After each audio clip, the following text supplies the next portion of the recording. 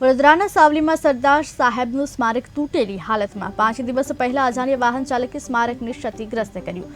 પદાધિકારીએ ફક્ત ચૂંટણી વખતે જ મત લેવા કાર્યરત। સાવલી નગરમાં જાહેર માર્ગ ઉપર ગટરો પણ તૂટેલી હાલતમાં જોવા મળ્યા છે। આજરોજ અમારા સાવલી નગરનો મધ્યમાં સરદાર પટેલની પ્રતિમા આવેલી છે, તેનું ડિવાઈડર તૂટેલું છે। લગભગ 5 થી 7 દિવસ થયા ડિવાઈડર તૂટે।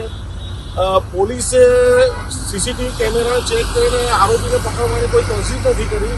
બીજું નગરપાલિકા પદાધિકારીઓ અને ચીફ ઓફિસરે બી આ પ્રતિમાને રિપેરિંગ કરવાની કોઈ તકેદારી ન લીધી।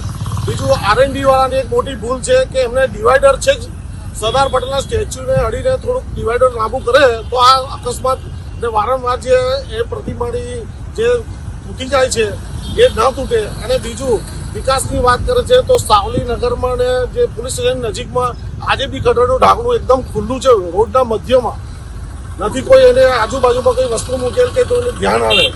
તો આવી બધી ગંભીર બાબતો છે જે ધ્યાનમાં આવે। અમે વારંવાર રજૂઆત નગરપાલિકામાં અને ચીફ ઓફિસરને કરીએ છીએ, પણ કોઈ તંત્ર